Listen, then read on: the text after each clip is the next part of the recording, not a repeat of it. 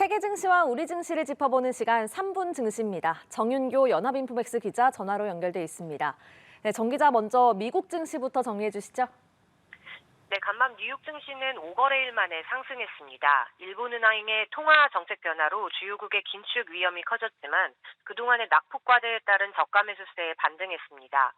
마감가 살펴보면 다우지수는 전장보다 0.28% 올랐고요.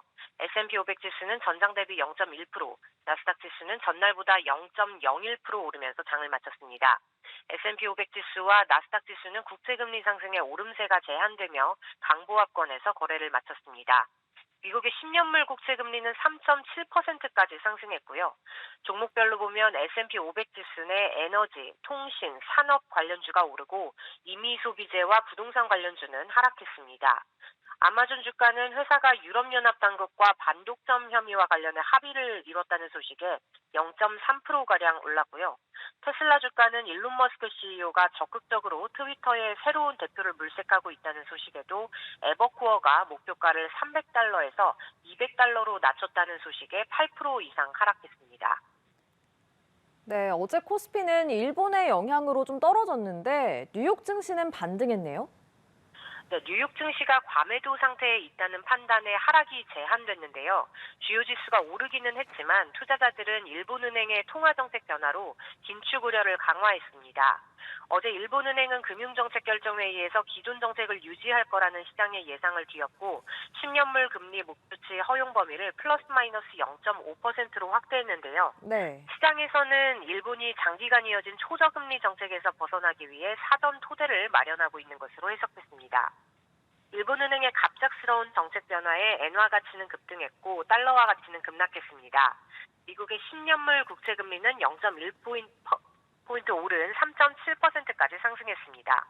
월가 전문가들은 일본은행의 정책 변화가 장기 금리에 미칠 영향을 주시해야 한다고 분석했습니다.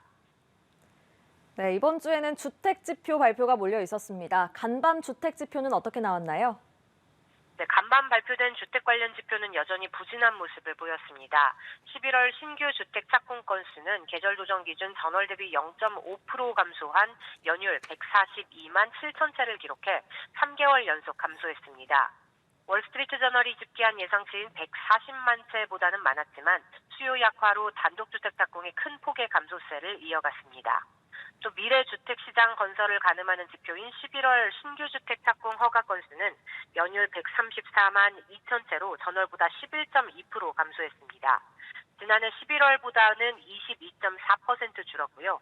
월스트리트 저널이 집계한 전문가 예상치는 148만 채에 크게 못 미쳤습니다. 미국의 주택시장은 가파른 금리 인상과 인플레이션 여파, 여기에 경기 침체의 우려까지 겹치면서 수요 부진에 따른 침체를 겪고 있는 것으로 풀이됐습니다. 네, 알겠습니다. 마지막으로 오늘 코스피 전망까지 짚어주시죠. 네, 오늘 코스피는 간밤 뉴욕 증시의 반등에 힘입어 상승 출발을 시도할 것으로 보입니다.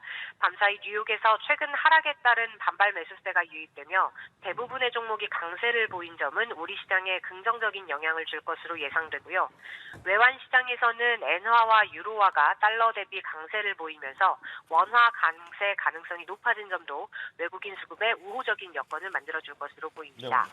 지금까지 3분 증시였습니다.